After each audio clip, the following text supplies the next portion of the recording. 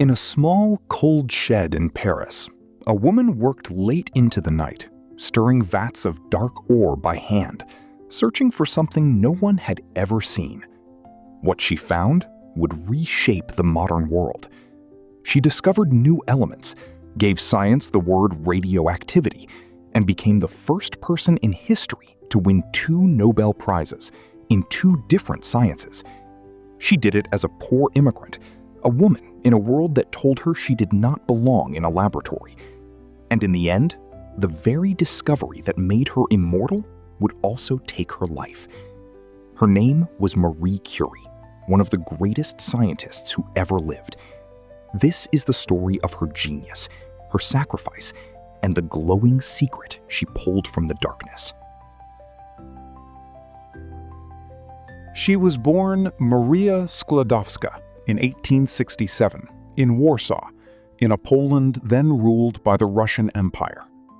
Her family were teachers who valued learning above all else, but they were poor and life was hard. As a girl, Maria was brilliant, with a hunger for knowledge that nothing could satisfy.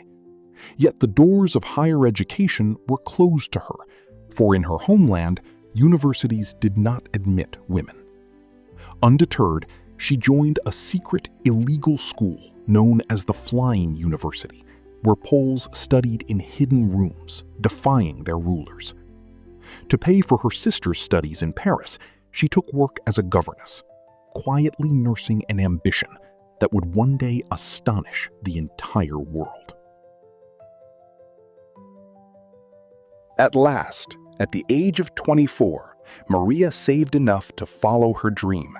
She traveled to Paris and enrolled at the famous Sorbonne University, adopting the French form of her name, Marie. But her new life was one of hardship. She lived in a tiny, freezing attic, so poor that she sometimes fainted from hunger, and studied through the night wrapped in every piece of clothing she owned to keep warm. None of it mattered to her. She was finally where she belonged, immersed in the world of science she had always craved.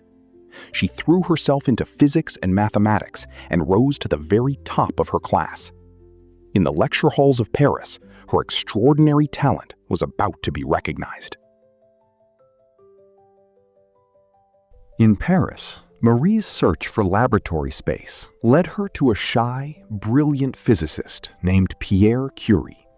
The two were instantly drawn together, not by wealth or status, but by a shared, burning devotion to science. Pierre was so captivated that he proposed, and in 1895, they married in a simple ceremony.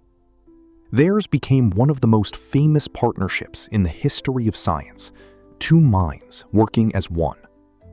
In their humble laboratory, they were equals, sharing every idea and every experiment. Marie had found not just a husband, but a true scientific partner. Together, they were about to turn their attention to a strange new phenomenon, a mysterious energy that seemed to pour endlessly out of certain rocks. A short time earlier, scientists had made a puzzling discovery. Certain materials, like the element uranium, gave off invisible rays of energy, all on their own, for no reason anyone could explain. Most researchers ignored it, but Marie Curie saw a mystery worth unraveling and chose it for her doctoral research. Measuring these strange rays with painstaking precision, she made a crucial breakthrough. She realized the rays came from within the atoms of the material itself, a property of the element, not a chemical reaction. It was a revolutionary idea that challenged the belief that atoms were solid and unchangeable. Marie gave this phenomenon a name we still use today, radioactivity.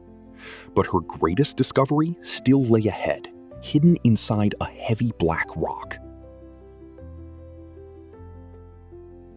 Studying a mineral called pitchblende, Marie found it was far more radioactive than the uranium inside it.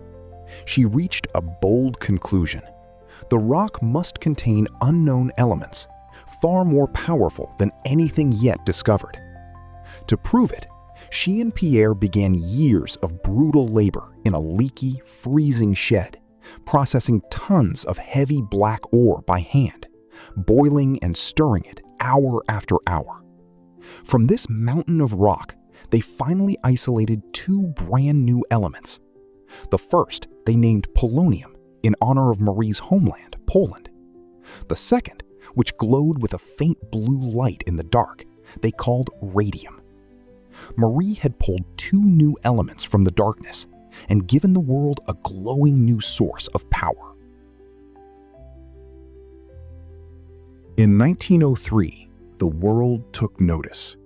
Marie and Pierre Curie, together with another scientist, were awarded the Nobel Prize in Physics for their work on radioactivity. Marie had become the first woman ever to win a Nobel Prize. At first, the committee intended to honor only the men, but Pierre insisted that his wife share the recognition she had earned. The award brought sudden fame, though the couple, devoted only to their work, found the attention exhausting. They had opened a doorway into the hidden world of the atom. Yet even at this pinnacle, Marie refused to profit from her discovery, choosing not to patent the process for radium so that all of science could use it freely. She wanted knowledge to belong to the world. Then, in 1906, tragedy struck. Pierre was killed in an instant, crushed under the wheels of a horse-drawn cart on a Paris street. Marie was shattered, losing her husband and her closest partner in a single terrible moment. But she did not give up their work. In an extraordinary act of will, she took over Pierre's teaching post at the Sorbonne, becoming the first woman ever to teach there. In 1911, she was awarded a second Nobel Prize, this time in chemistry, for her discovery of polonium and radium. She became the first person in history to win the prize twice, and remains the only person ever to win it in two different sciences. Out of her deepest grief, she had risen to a greatness no one had ever achieved. When the First World War erupted in 1914, Marie Curie turned her genius towards saving lives. She understood that X-rays could help surgeons find bullets and broken bones inside wounded soldiers. So she designed mobile X-ray units, fitting vehicles with the equipment and driving to the front lines herself. The soldiers affectionately called them the Little Curies. Marie trained women as operators, and it is believed her machines helped treat over 1 million wounded men during the war. She had taken her discoveries out of the laboratory and onto the battlefield, using science not for glory, but for mercy. One of the most celebrated minds in the world spent the war years in the mud and danger of the front, working to ease human suffering. But Marie's discovery carried a hidden, deadly cost. In her time, no one understood the dangers of radiation. She worked with radioactive materials for decades, even carrying glowing vials in her pockets, unaware that they were slowly poisoning her. Over the years, the invisible rays destroyed her health. In 1934, Marie Curie died from an illness caused by her long exposure to radiation, killed, in a sense, by her own greatest discovery. Even today, her notebooks are so radioactive they must be kept in lead-lined boxes. Yet her legacy shines on, the foundation for cancer treatment, nuclear energy, and modern physics. She shattered every barrier placed before her and proved that genius knows no gender. Marie Curie gave her life to science, and science made her immortal. Marie Curie, the woman who pulled a glowing secret from the darkness and gave her life to light the way for science.